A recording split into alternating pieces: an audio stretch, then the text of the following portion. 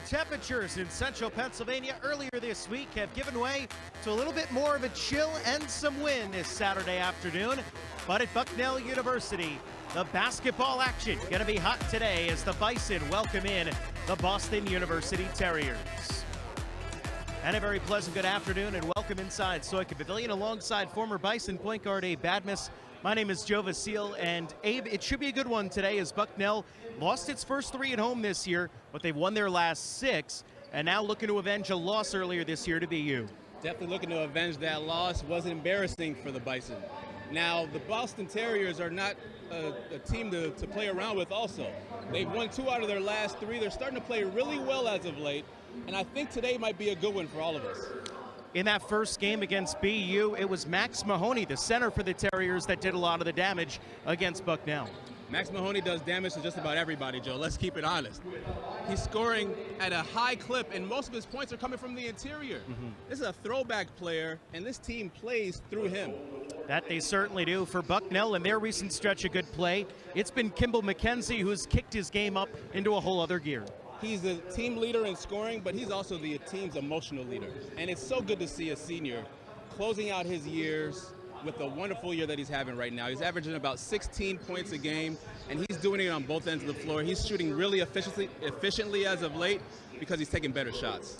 So now I'll ask Gabe, what are you looking for today? What are your keys to the game for both teams? Well, if I'm the Terriers, I need to close out the three-point line. The Bison love to penetrate and dish, and we all know they do that well. They've been doing that since I was playing, okay? However, if the Bison want to win, they have to defend the post. They got to limit the post touches, and they know that it's going to start with Max Mahoney. Let's send it now over to the third member of our broadcast crew, Paul Grippi, who had a chance to catch up with Bucknell head coach Nathan Davis earlier today.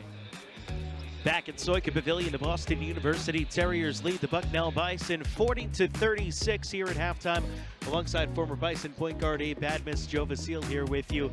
Abe, it was a heck of a first half. Bucknell at one point led by 13, but Boston University was able to come back and take the lead going into halftime. Definitely a game of runs. First half, you saw shooting, really hot shooting by the Bison, spreading the ball around, assisting the ball all around, limiting the Terriers to one shot.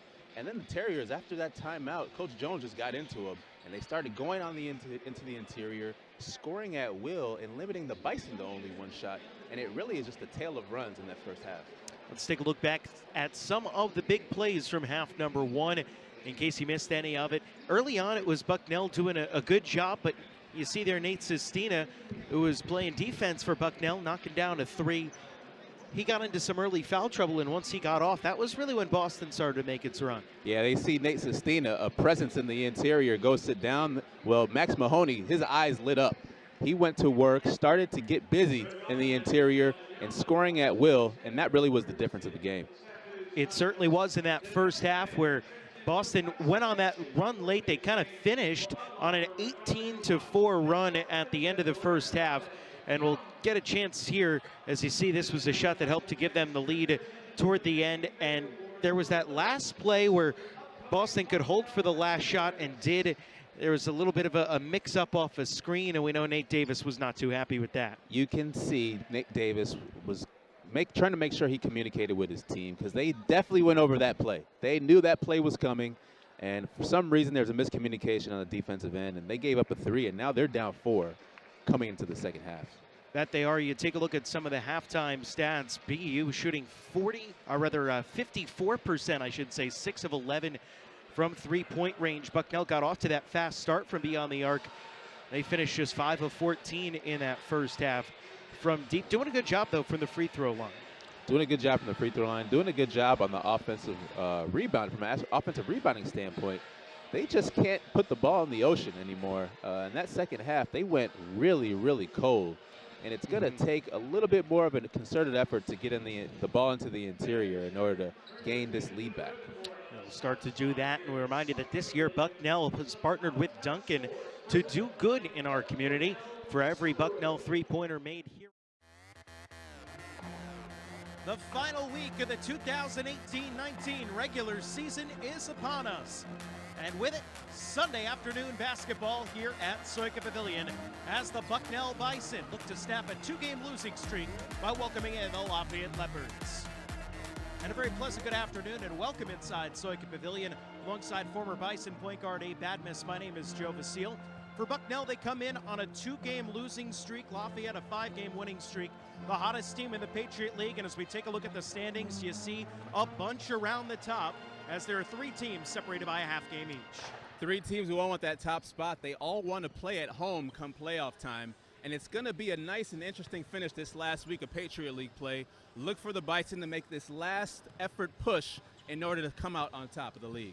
Lafayette make a strong charge here as of late. They've been led by an outstanding guard and 3-point shooter in Justin Jaworski. 3-point shooter indeed, Joe. He has scored a 3-pointer in his last 44 games. Not only that, he's shooting 48% from the 3-point line, averaging about 14 a game. You're going to look to see. You got to make sure you find him in transition because you're going to look to see him in just about every offensive possession.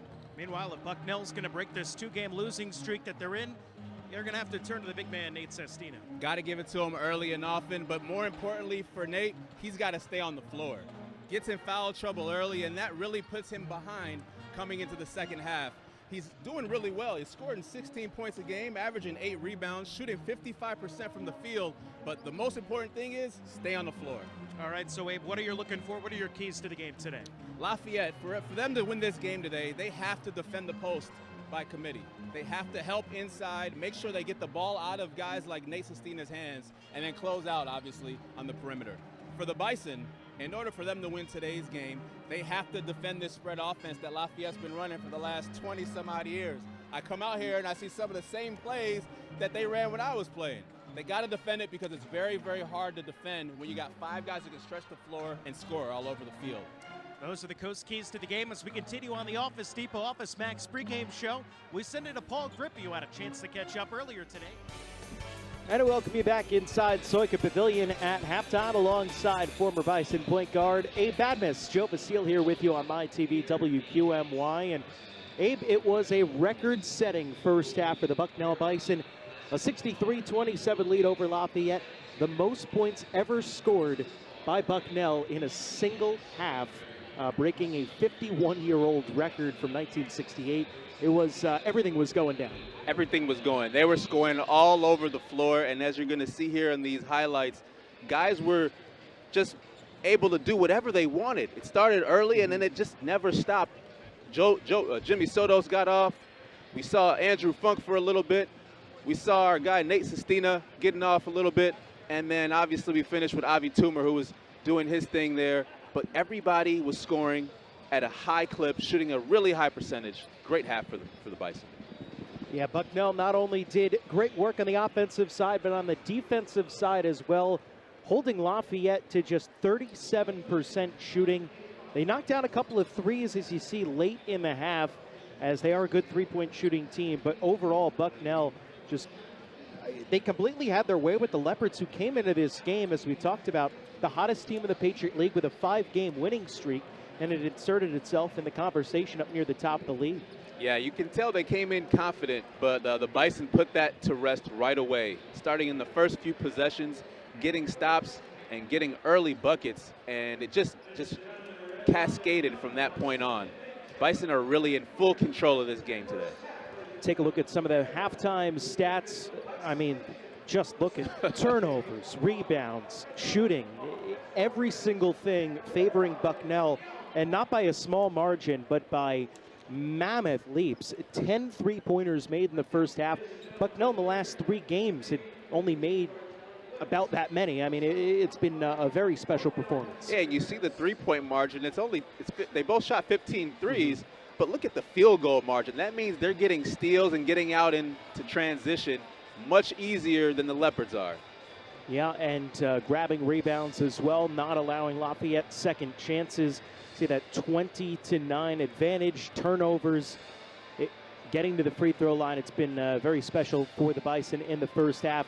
And you also see that 3-pointer number, 10 of 15 in the first half, of course, as we continue this season with the Duncan 3